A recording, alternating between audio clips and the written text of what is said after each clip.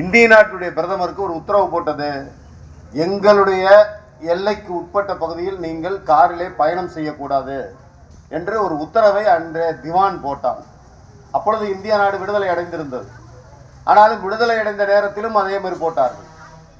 அப்பொழுது நேரு அங்கே இறங்கி காரில் தானே போகக்கூடாது என்று உத்தரவு, எனவே நான் நடந்து போகிறேன் என்று புதுக்கோட்டை எல்லையில் இறங்கி கடைசி வரை நடந்து சென்றார். அவரோடு பல்லாயிரக்கணக்கான வீரர்களும் நடந்து சென்றார்கள் என்பதுதான் வரலாறு. இதே போல 547 சமஸ்தானங்கள், ஹைதராபாத் நிஜாம் சமஸ்தானம், இன்றைக்கு இருக்கக்கூடிய ஹைதராபாத், இதெல்லாம் அன்றைக்கு நம்மோடு இல்லை, நம்மோடு விடுதலை அடைந்த போது இல்லை. இதையெல்லாம் முழுமைப்படுத்துவதற்கான மிகப்பெரிய போராட்டங்களும் மிகப்பெரிய தியாகங்களும் செய்து 1947க்கு பிறகு 1950 தான் ஏறத்தாழ இந்தியா என்ற இந்த மொத்த வடிவம் உருவானது. இந்த உருவம் முடிவானதற்கு பின்னாலும் நமக்கு ஒரு அரசியலமைப்பு சட்டம் தேவைப்பட்டது. அதுவரை நமக்கான சொந்த அரசியலமைப்பு சட்டம் கிடையாது. அதற்கு பின்னால் தான் ஒரு அரசியலமைப்பு சட்டத்திற்கான குழு அமைக்கப்பட்டது 1947. அந்த குழுவுக்கு தலைமையாக டாக்டர் அம்பேத்கர் தலைமை தாங்கினார். அந்த குழுவிலே இடம்பெற்று 1950 நமக்கான ஒரு அரசியலமைப்பு சட்டம் உருவாக்கப்பட்டது. இன்றைக்கு எல்லா மக்கள் உறுப்பினர்களும், நகர்மன்ற உறுப்பினராக இருக்கட்டும், அல்லது சட்டமன்ற உறுப்பினராக இருக்கட்டும், நாடாளுமன்ற உறுப்பினராக இருக்கட்டும், பிரதமராகட்டும், ஜனாதிபதி ஆகட்டும், எல்லோருமே அரசியலமைப்பு சட்டத்திற்கு கட்டுப்பட்டு நடப்போம் என்று உறுதிமொழி ஏற்றுதான் இன்றைக்கு வரை நம்முடைய ஆட்சி இருக்கிறது. இந்த கட்டுப்பட்டு நடப்போம் என்று இந்த சொன்ன அந்த அரசியலமைப்பு சட்டத்தினுடைய 3 மந்திர சொல் மிக முக்கியமானது. அந்த அரசியலமைப்பு சட்டத்தில் நம்முடைய நாடை பற்றி சொல்லியிருக்கிறோம். அதனுடைய பிரியாம்பிள் என்று சொல்வார்கள், முகவுரை.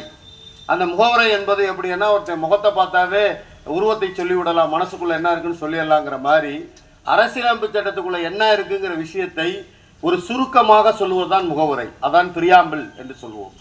அந்த பிரியாம்பிளில் மிக தெளிவாக 3 விஷயத்தை, நம் நாடு எப்படிப்பட்ட நாடு என்று சொல்லுகின்ற போது, இந்திய நாடு ஜனநாயக மதசார்பற்ற குடியரசு நாடு, இந்தியா ஜனநாயக மதசார்பற்ற சோசலிச குடியரசு நாடு. இங்கே சமத்துவம் இருக்கும், ஜனநாயகம் இருக்கும், மதசார்பற்ற தன்மை இருக்கும். இந்த 3ஐயும் கொண்ட ஒரு நாடு தான் இந்தியா. எனவே இங்கே நாங்கள் வெவ்வேறு மொழிகள் பேசினாலும், வெவ்வேறு சாமிகளை கும்பிட்டாலும், வெவ்வேறு மாநிலத்தை ஆண்டாலும் கூட நாங்கள் இங்கெல்லாம் பன்முகத்தன்மையில் ஒருமையை கண்டவர்கள் என்று சொல்லக்கூடிய இந்த 3 விஷயங்கள் தான் இன்றைக்கு வரை இந்தியா பிளவுபடாமல் இருப்பதற்கு காரணமாக இருக்கிறது. ஏனென்றால் இந்தியா சமத்துவத்தை விரும்புகிறது, இந்தியா மதச்சார்பன்மையை விரும்புகிறது, அதே போல இந்தியா ஜனநாயகமான ஒரு நாடாக இருக்கும் என்று உறுதிமொழியை அரசியலமைப்பு சட்டம் சொன்னது. அந்த அடிப்படையில் தான் இந்த நாடு இன்றைக்கும் எவ்வளவு பெரிய ஆபத்துகளை சந்தித்தாலும் கூட உடையாமல் இருக்கிறது. அந்த அரசியலமைப்பு சட்டத்திற்கு இப்பொழுதெல்லாம் ஆபத்து வந்து கொண்டு இருக்கிறது. இந்த உன்னதமான அரசியலமைப்பு சட்டமே மாற்றியமைக்கப்பட வேண்டும் என்ற குரல்கள் எழும்பிக் கொண்டிருக்கிறது. நடந்து முடிந்த சட்டமன்றத்தில் நம்முடைய முதலமைச்சர் மரியாதைக்குரிய மு.க. ஸ்டாலின் அவர்கள் சொல்லுகின்ற போது ஒரு செய்தியை பதிவு செய்தார். பேரறிஞர் அண்ணா சந்திக்காத, டாக்டர் கலைஞர் அவர்கள் சந்திக்காத ஒரு நெருக்கடியை நான் சந்தித்துக் கொண்டிருக்கிறேன் என்று வருத்தத்தோடு பதிவு செய்தார்கள். அப்படியான ஒரு காலகட்டத்தில் நாம் வாழுகிறோம். அரசியலமைப்பு சட்டம் என்பதுதான் நாம் எல்லோரையும் ஒன்றிணைக்கிறது. நாம் இங்கே மனிதர்களாக மட்டுமே உட்கார்ந்திருக்கிறோம், நாம் எல்லாம் சகோதரர்களாக உட்கார்ந்திருக்கிறோம் அல்லது நட்பாக உட்கார்ந்திருக்கிறோம். நமக்குள்ளே சாதி மதங்களை கடந்த ஒரு ஒற்றுமை இருக்கிறது என்று சொன்னால் அதை உருவாக்கியது அரசியலமைப்பு சட்டம் தான்.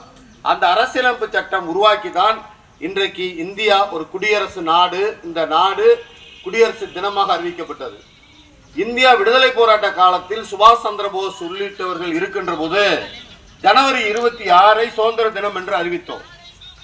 அந்த ஜனவரி 26 மனதில் வைத்துதான் முறையாக விடுதலை பெற்றதற்கு பின்னாலும் அந்த ஜனவரி 26 குடியரசு தினமாக வைத்துக் கொள்ளலாம் என்றுதான் ஜனவரி 26 குடியரசு தினத்தை நாம் அறிவித்தோம் என்பதை, இந்த வரலாற்று சுருக்கத்தை, இது வரலாற்று சுருக்கம்தான், இதை தேடி நீங்கள் படித்துக் கொள்ள வேண்டும். இன்றைய இருக்கக்கூடியவர்களுக்கெல்லாம் இந்த செய்தியை சொல்ல வேண்டும் என்பதற்காக நான் பதிவு செய்கிறேன். இன்றைக்கு வந்திருக்கின்ற அனைவருக்கும் எங்களுடைய வாழ்த்துக்கள். இந்திய கம்யூனிஸ்ட் கட்சியின் சார்பாகவும் என்னுடைய வாழ்த்துக்களை தெரிவித்துக் கொள்கிறேன்.